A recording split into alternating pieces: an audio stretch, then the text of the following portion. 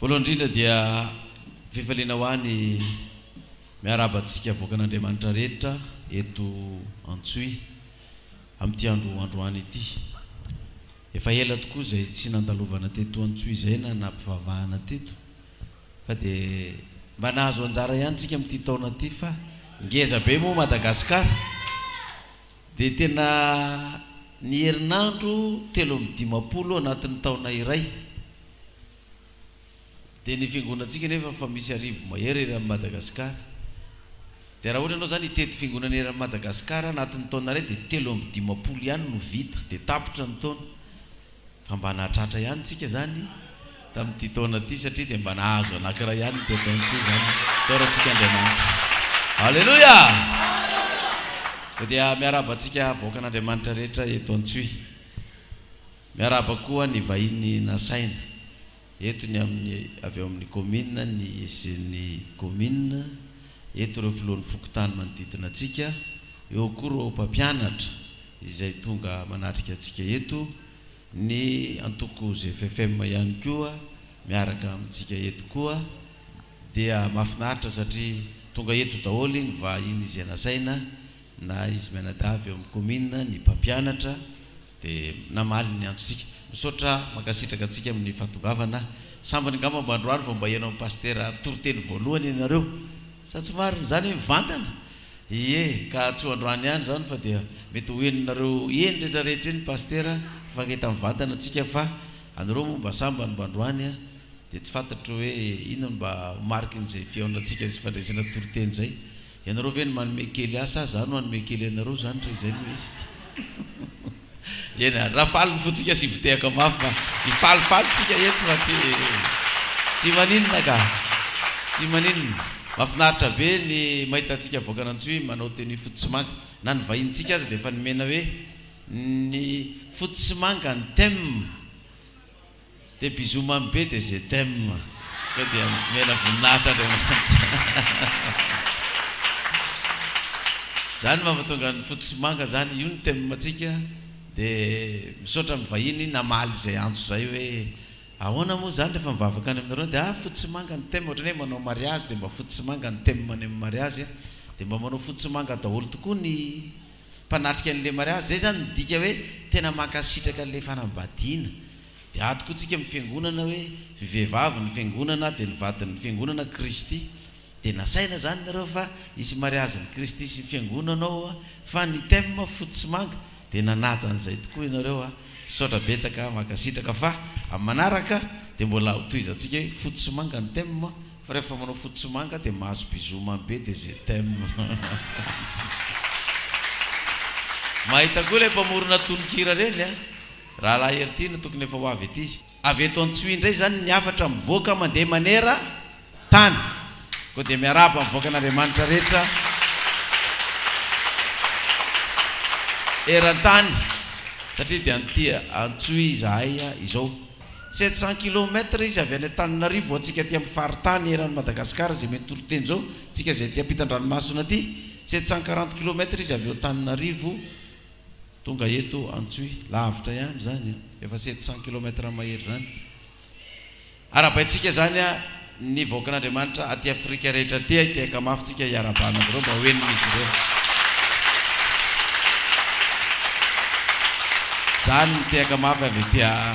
Madagasikara miarabantsika voakan'Andriamanitra aty Afrika. Misy koa aty La Réunion, aty Maurice mihaino antsika mizao toroteny zao, aty Mayotte, aty Comore, aty Seychelles, misy voakan'Andriamanitra daholo ihany mihaino ty torotenitsika aty. Avy aty Antsoy fiarabanany reny hitehaka mafy koa tsika. Miaraka mifehy mafy manao hoe dia arabaitsika koa voakan'Andriamanitra misy any Indonésia any, any Chine, misy any Frantsa any,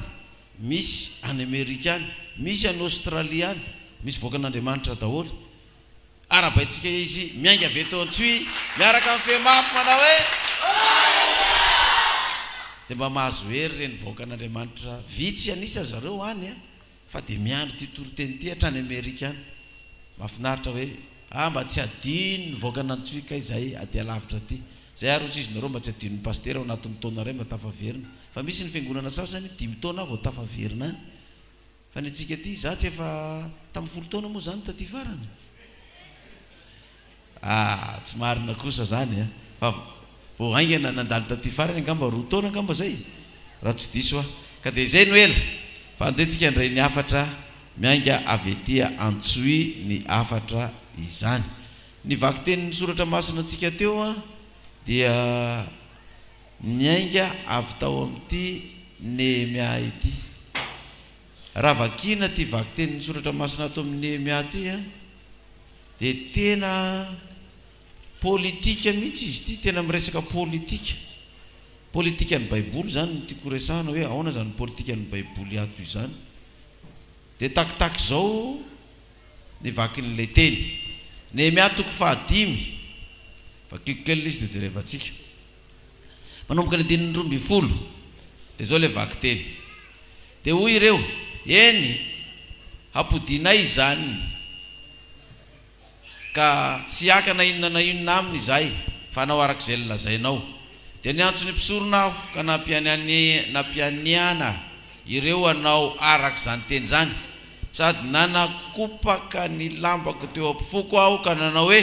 ho tahaka zany ane no anakopahan'Andriamanitra ny olona rehetra zay tsy mahatanteraka izany teny zany hiala amin'ny tranony sy ny vokatry ny asany eny akopaka ka ho foanana tahaka zany ane izy ary ny fiangonana rehetra nanao hoe amen sady niteran'i Jehova ary dia nanao araka izany teny izany ny olona ina moa zany teny ny fanekenana ny fanaovana teo zany satria le teny ny fanekena io ohatra ny voasoratra ohatra ny tsy hitanao fa hoe misy teny ny fanekena tany ka dia ifanaiky ve tsika efa hanatanteraka an'izany dia hoe ok ndao ifanaiky tsika efa hanatanteraka an'izany ary dia zao zay tsy manatanteraka an'izany teny zany dia tahaka ny ahofafako nyty lamba ty nakopaka mpanorivotra azy ho ringana raha tsy hanatanteraka an'izany teny zany tsika efa mifanaiky eto dia hoe eny ary dia ny olona hoe amen ary dia iny ary le teny io dia zao izy io raha vakitsika manomboka amin'ny 1 voalohany amin'ny 5 io Nehemia 5 voalohany zao ny zavatra nitranga tato ny nataon'ny Nehemia mpitsahatra ny fampahoriana ny olona malahelo ary nitaraina mafy ny lehilahy sy ny vadiny ny amin'ilay jiosy rahalahiny fa nisy nanao hoe maro izahay mba ny zanakay lahy sy ny zanakay vavy ko tahazo vary izahay mba hoaninay hivelomanay resabary izy ty zany tady vary hivelomana fa lafo ny vidim-bary miakatra tsisy ohatry zany ny vidim-bary sahirana ny voaka tsy mahita vary hoanina dia jereva mifiainantsika amin'izao fotoana zao fa izany tokoa ny misy amin'izao ity perikopa ty nefa nisoratana fa tamin'ny heritaona tany amin'ny volana novambra oktobra tany nanaovana nyity perikopa vaky tenintsika ty dia tonga amin'izao faraparan'ny taona zao dia resabary koa ny ady hevitra amin'izao fotoana zao fa namanafatra vary ary mbola misy vary loha dorana indray ny vary firigony angalary ny olona indray le vary efa dorana iny ifanenjeny zandarma sy ny maramila sy ny vahoaka satria nona le olona tsy misy vary dia ny olona zany tsy mirarana vary loha ina vary fa meo ty hoaninay fa zay fa maty ny anoanany dia tahaka izany koa zany nitranga tamin'ny zany vanim-potoana izany fa miverina amin'izao andro iainy antsika izao resabary lafo ny vidim-bary dia inona ny zavatra nitranga tato ary nisy koa nanao hoe ny taninay sy ny tany bolobokay ary ny tranonay dia efa nataonay antoka koa tahazo vary izahay noho ny mosary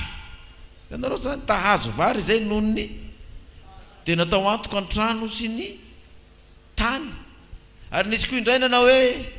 efa ny samboly izahay andoavanay ny hetra ny mpanjaka ary ny taninay sy ny tany bolobokay nataonay antoka tsy voaloha ny hetra sahirana mihitsy zany ny olona tena sahirana dia namidy ny tany sy ny tanymboly koa satria sahirana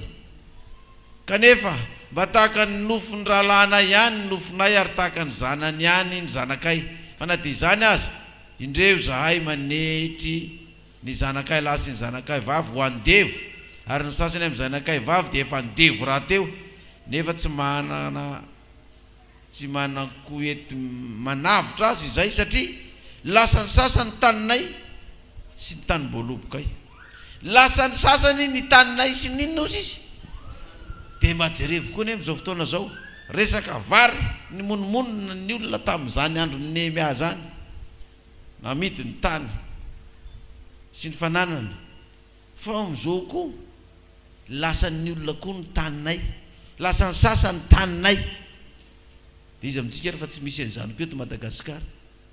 lasa ny sasany taniny gasy efa firy taona nipetrahana teo ny taranaka firy mandimby namboly ny opy ny velomana vetivety eo misy olona tonga avy any milaza fa tompony tany manana ny taratasy ny olona efa nadovatra am'izay de efa hoe anazy io de efa tsy neritreretra an'izay anao taratasy tonga ny mpanambola sy ny vahiny anay ny tany mialay anareo asoratra any amin'ny fasanareo fa anay io zany ny zavatra nisy tam'izany fa jerevo koa fa izany koa ny ainatsika zao lasa ny sasany taninay ary ny taninay de natao antoko namidy ny taninay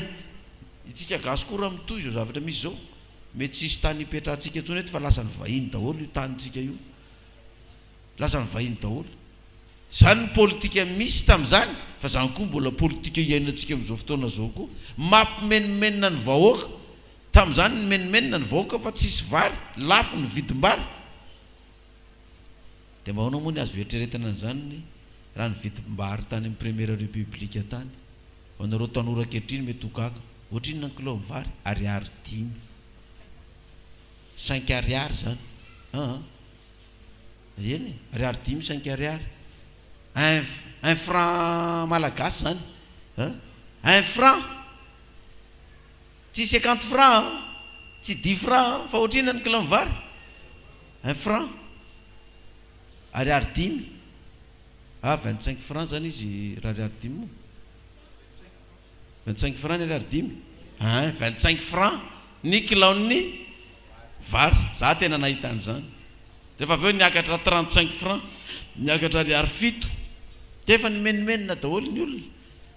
niakatra 2.20 ny kilaony vary mbola larana fa nimenimenina ny olona efa nilabary tsika ray aman-dreny taloha labary 2.20 fa nimenimenina ny olona fa izao efa 2 mahery ny kilaony vary tsisy hoanina ny olona sy ny zanany de ny hafarany de tena zay nivarotra ny tany nanana tany namidy fa tsy vitan'izany koa fa mbola lasa ny vahiny kosa izy ny taninay enjany zany de ny fampitaraina teo zareo hoe lasa ny olona ny taninay sy ny tanibolobokay lasa ny sasany tanimbarinay lasa ny olona zay ny fitarainan'ny olona problème tam'izany ireo olona reo nefany dia rehefa jerevana zareo samy jiosy tao ihany firenena ray tao ihany ireo mifangalatra tany ireo sy ireo mampiakatra ny vidim-bary lafo be ireo de manao antoka ny olona nefa de izy samy jiosy eo de jerevo koa eto amintsika fa de tsika samy gasy tokoa nge ny famipinana eto e tsika samy gasy mifamely akaiky eto de ina ny zavatra nitranga tam'izay zao nataonyty mpitondra fanjakana anankiray gouvernoura anankiray ty andininy fahenina de tezitra indrindra aho raha nareny fitarainana sy izany teny izany iny moa natezitra anazy hoe de gasy de ory avamanana tsy bofaly nisindrotany namana anankiray raha vao misondrotsondrona anankiray de poteo ny fananany amin'ny savio asio ny varatra angalaro andefaso dahalo andefaso jiolahy fahoana koa reo no anakarena fahoana zay ny tsy anana ahoana reo no vita trano ahoana reo no vita fiarakodia azo fiarakodia fahoana zay tsy anana an'izany ahoana no mandeha ny varotra an'ireo ahoana no tafita ny zanak'ireo amin'ny savio poteo asio aody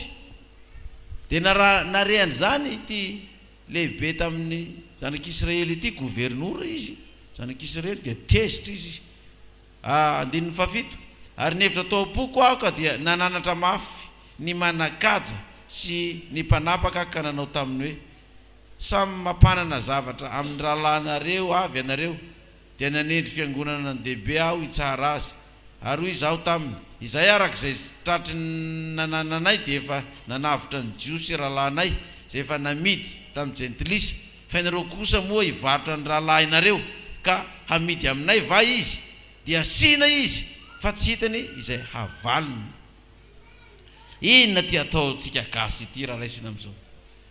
izahay efa mba miady amin'ny fanagejana sy ny fanandevozana ataony reto firenena vahiny reto amin'ity firenentsika malagasy ity, ny fangoronana ny arenantsika sisisa fa mba miady ny tsisiny zany. Dia itsika samy gasy atondray ve ny fanapotika sy ny ifanao toetra ohatran'izany,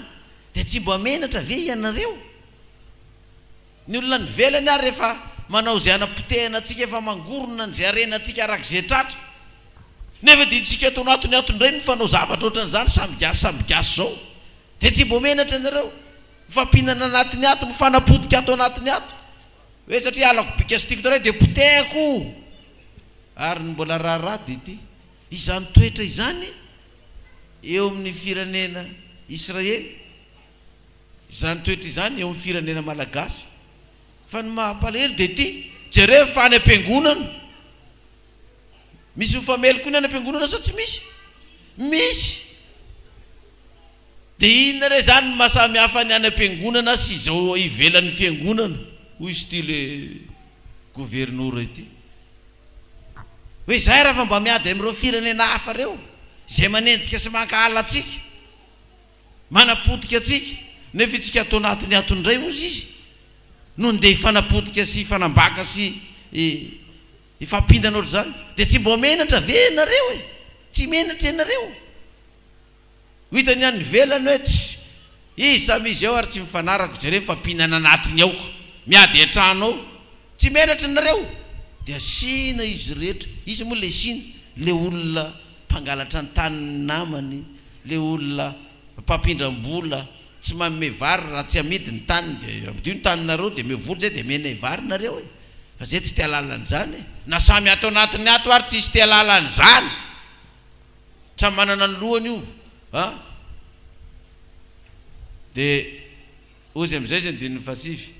Ary hoy koa tsy tsara izao ataonareo zao, moa tsy tokony andehany amin'ny fatahorana an'Andriamanitra va ianareo no ny fanaratsiany jentilisa fahavalotsika? Tsy mety zany ataontsika ato izany.